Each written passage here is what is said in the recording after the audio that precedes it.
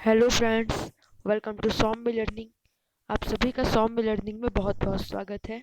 Friends, आज हम लोग क्लास 8 हिंदी के पाठ्य पुस्तक बाल महाभारत कथा के चैप्टर नंबर 8 द्रोणाचार्य को रीड करने वाले, उसके क्वेश्चन आंसर्स डिस्कस करने वाले हैं। तो अगर आपको बाल महाभारत कथा के किसी और चैप्टर के क्वेश्चन आंसर्स चाहिए तो उसके लिए मैंने एक प्लेलिस्ट बना ली है जिसमें मैंने सारे चैप्टर्स के क्वेश्चन आंसर्स के वीडियो डाल रखे हैं और उस प्लेलिस्ट का लिंक डिस्क्रिप्शन बॉक्स में है। सो इस वीडियो के डिस्क्रिप्शन बॉक्स में जाकर आप उस प्लेलिस्ट तक पहुंच सकते हैं और किसी भी चैप्टर के क्वेश्चन आंसर्स आप चेक कर सकते हैं। तो चलिए हम लोग आज का चैप्टर नंबर 8 द्रोणाचार्य के क्वेश्चन आंसर्स शुरू करते हैं, डिस्कस करना शुरू करते हैं। सबसे पहला क्वेश्चन है, आचार्य द्रोण कौन थे? उत्तर, आचार्य द्रोण महर्षि भरद्वाज के पुत्र थे।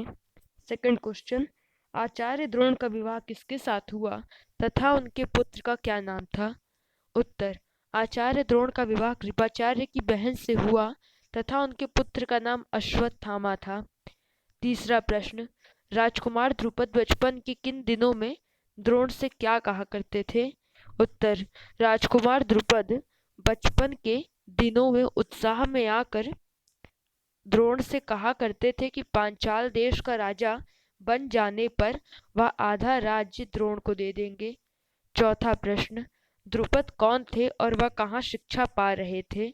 उत्तर, द्रुपद पांचाल नरेश के पुत्र थे और वह द्रोण के साथ ही भारद्वाज आश्रम में शिक्षा पा रहे थे। पांचवा प्रश्न, द्रोण की क्या इच्छा हुई?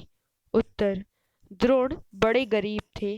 वे चाहते थे कि धन प्राप्त किया जाए और अपनी पत्नी और पुत्र के साथ सुख से रहा जाए।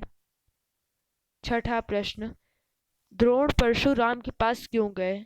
उत्तर, द्रोण परशुराम के पास इसलिए गए क्योंकि उन्हें खबर लगी कि परशुराम अपनी सारी संपत्ति गरीब ब्राह्मणों को बांट रहे हैं। सातवां प्रश्न, द्रोण ने परशुराम से क्या सिखाने की प्रार्थना की? उत्तर, द्रोण ने उनसे सारे अस्त्रों के प्रयोग तथा रहस्य सिखाने की प्रार्थना की। आठवां प्रश्न, क्या आशा लेकर द्रोणाचार्य राजा द्रुपद के पास गए?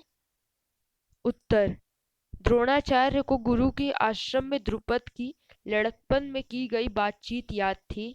उन्होंने सोचा, यदि आधा राज्य भी नहीं भी देगा तो कम से कम कुछ धन तो जरूर ही देगा। इस आशा से वह राजा द्रुपद के पास गए। अब हमारा 9वां और अंतिम प्रश्न है, राजा द्रुपद को द्रोण से मिलकर कैसा लगा? उत्तर, राजा द्रुपद को द्रोण का आना बुरा लगा और द्रोण का अपने साथ मित्र का सा व्यवहार करना तो और भी ज्यादा अखरा। सो फ्रेंड्स, यही था हमारा चैप्टर नंबर 8 द्रोणाचार्य की क्वेश्चन आंसर्स। अगर आपको ये क्वेश्चन आंसर्स अच्छे लगे हों, इनसे हेल्प मिली हो या आपके लिए हेल्पफुल हो, तो प्लीज़ इस वीडियो को लाइक करना मत भूलिएगा। और भी चैप्टर्स के क्वेश्चन आंसर्स पाने के लिए या फिर कुछ और भी इंफॉर्मेशनल और नॉलेजेबल वीडियोस पाने के लिए प्लीज़ चैनल को सब्सक्राइब कर दीजिएगा। Thank you friends, bye bye.